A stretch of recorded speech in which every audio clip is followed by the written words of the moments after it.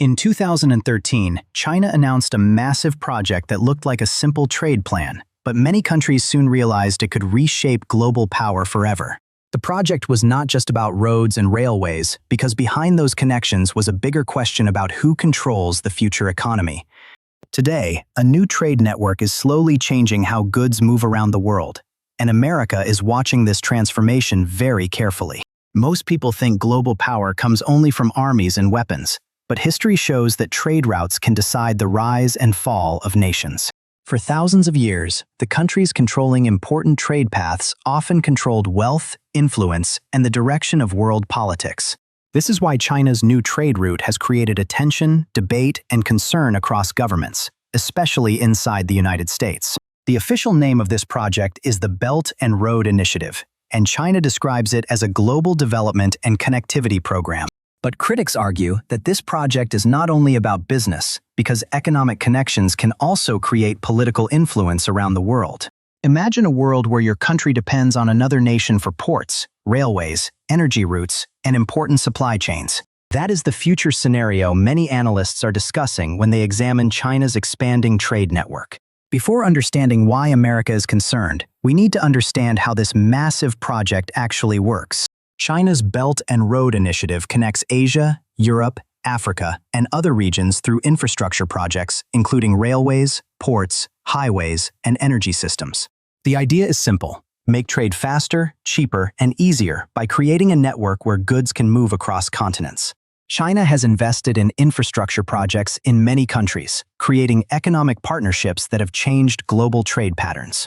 But here is where the story becomes more complicated, because infrastructure is never only about concrete and steel. A port can move products, but it can also create strategic importance, because whoever influences that location gains economic advantages.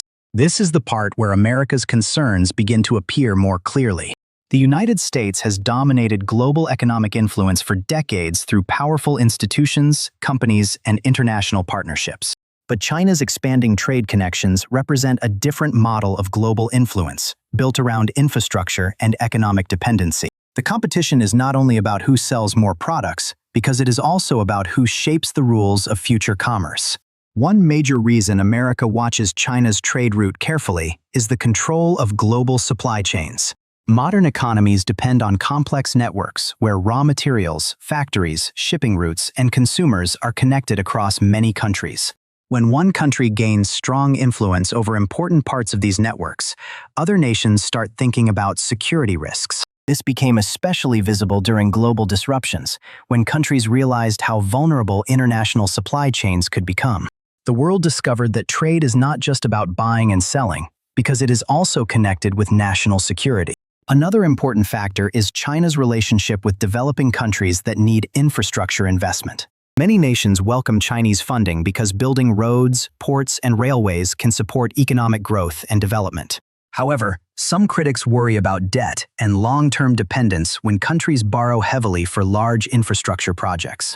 Supporters of China argue that these projects create opportunities and connect regions that were previously isolated from global markets. Critics argue that economic influence can eventually become political influence when one country becomes financially important to another. This debate is the Belt and Road Initiative has become one of the biggest geopolitical discussions of the modern era. Now the question becomes, why does America specifically fear this expansion? The answer begins with the history of global leadership and the competition between two economic superpowers.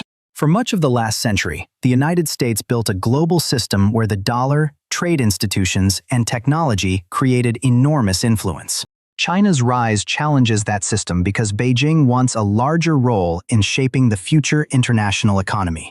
The concern is not that trade itself is dangerous, because trade has connected nations for centuries. The concern is about strategic influence and whether economic networks could change the balance of global power.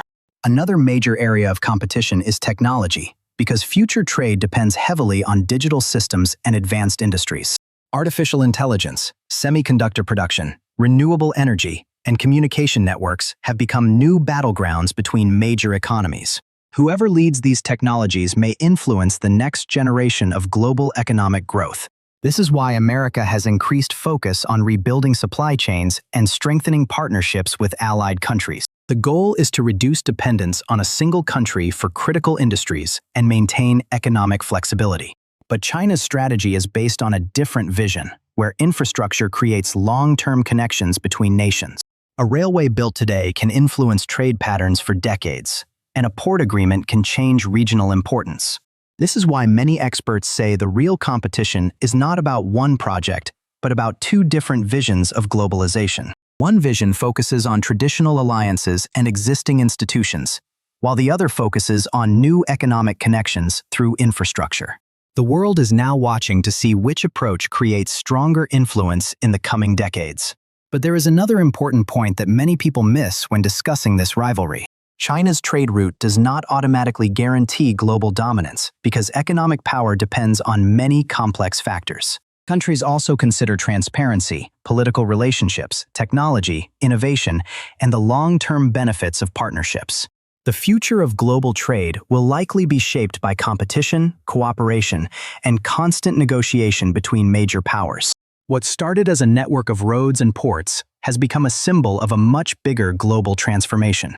The reason America watches China's trade route closely is because control over commerce has always influenced control over history. From ancient Silk Roads to modern digital networks, trade connections have always carried more than just products. They carry ideas, influence, alliances, and the ability to shape the future direction of nations. So the real question is not simply whether China's trade route is good or bad. The deeper question is who will define the next era of global economic connections. America fears China's new trade route because it represents a challenge to the existing balance of influence. But the final outcome will depend on how countries respond, adapt, and build their own strategies in this changing world. The next decades may reveal whether infrastructure becomes the new foundation of global power. Because in history, the nations controlling important connections often become the nations shaping tomorrow. China's trade route is not just a map of roads and ports, because it is a map of future possibilities. Understanding this competition helps us see why global politics today is deeply connected with economics and trade. The world is entering a new chapter where power may not only come from weapons, but from connections. And the biggest question remaining is who will build the networks that define the future of global influence.